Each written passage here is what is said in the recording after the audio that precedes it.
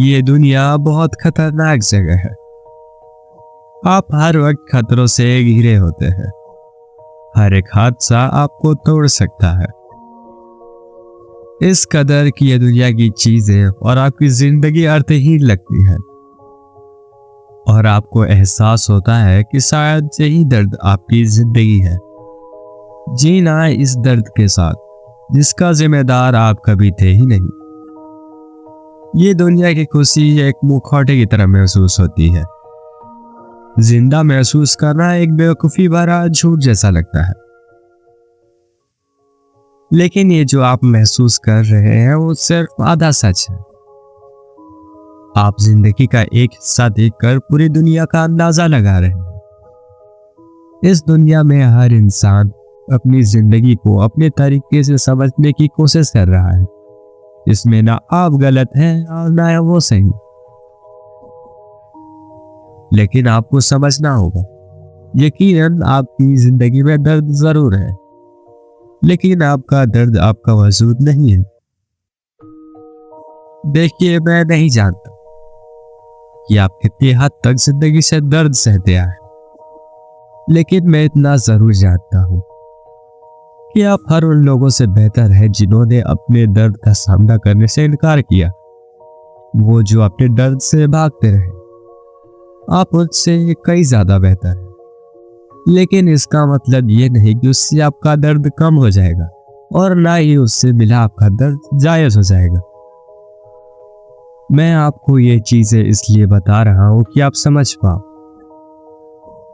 कि वो दर्द, वो ट्रॉमा जो आपको आपके बीते कल से मिला, वो आपकी जिंदगी का हिस्सा जरूर हो सकता है, लेकिन वजूद कभी नहीं। लेकिन उसी ड्रामा को पूरी जिंदगी बोझ की तरह लेकर चलना ना ही ठीक है और ना ही जरूरी।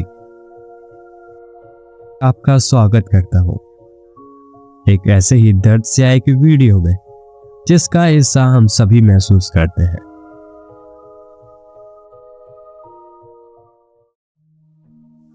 जैसा कि हम जानते हैं, ट्रॉमा का असर एक दिन में तैयार नहीं होता। वो ट्रॉमा जो सालों के दर्द को समेटता आया है।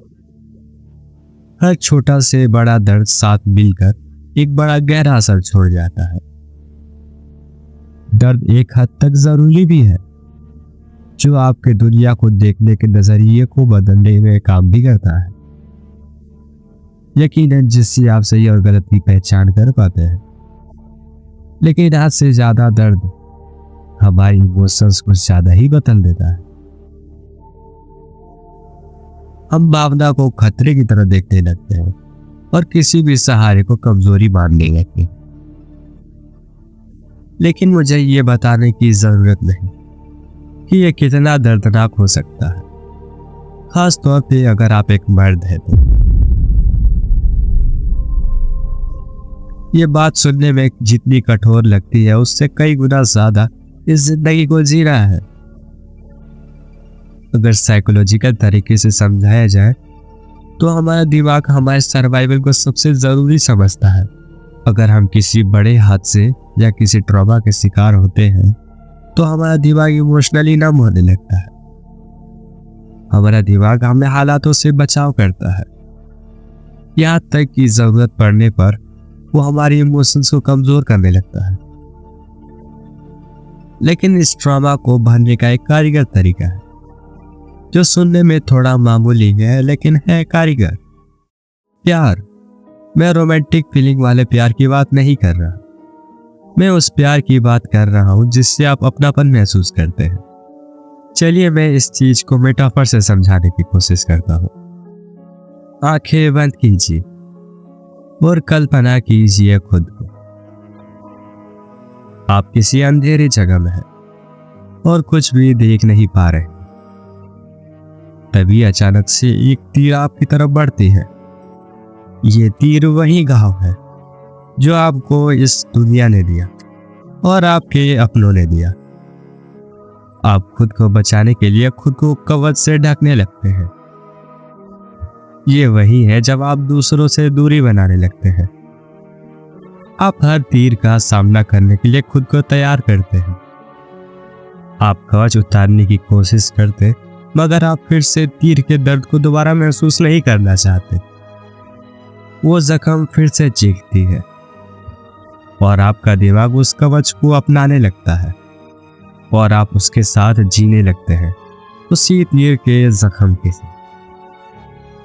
भविष्य में कोई उस कवच के करीब आने की कोशिश करता है तो दर्द बढ़ने लगता है। वो आपके कवच को उतारने की कोशिश करते तो वो खतरे की तरह महसूस होता और आप सामने वाले को अपने दर्द का जिम्मेदार मानने लगते हैं। लेकिन वो दर्द आप ही का है जो अपने अंदर आपने गाड़ रखा है। आपको लगने लगता है कि वो उनकी चाल है और वो जख्म दोबारा आएगा और फिर से दोबारा बहुत सारा खून बहेगा जिसे आप नहीं सह पाएंगे। वो आपके लिए एकमात्र रास्ता बन जाता है। आप उस कवच के साथ पूरी जिंदगी जीने लगते हैं, लेकिन आप समझ नहीं पा रहे हैं कि वो आपका पुराना दर्द बदतर होता जा रहा है। आपका कवच आपके रक्षा करने के बजाय आपके लिए एक प्रिजन बनता जा रहा है। उस कवच में रहना आपका चुनाव नहीं, आपकी मजबूरी बन जाती है।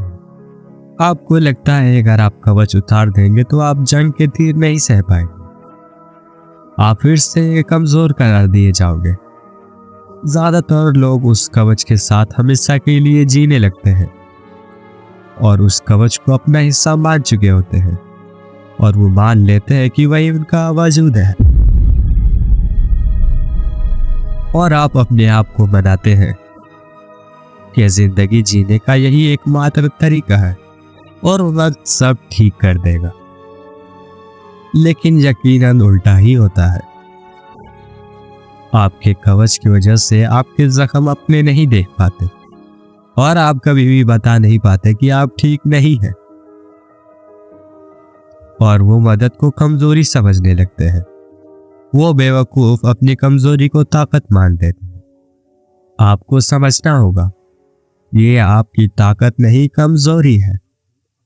आपका दर्द से चिपके रहना आपको उस खुश और उस बेहतर जिंदगी से अनजान रखेगा जो आप वाकई उसके लायक थे।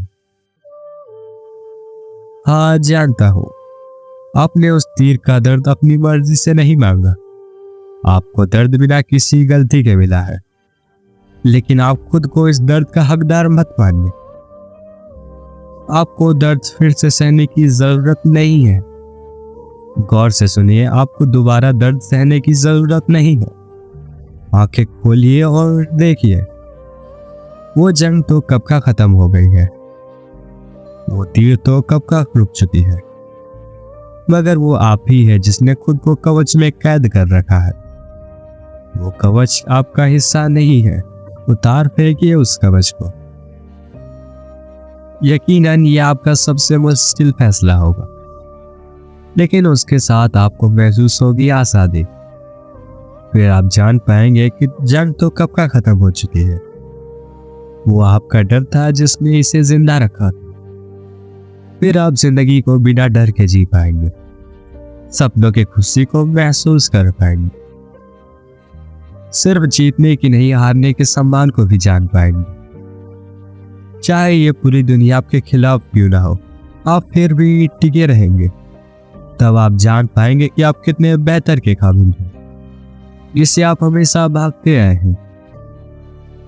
हाँ, वो ट्रॉमा दोबारा आएगा, वो दोबारा हावी होगा, लेकिन इस बार वो सिर्फ एक पड़ाव होगा, एक बेहतर कल के लिए।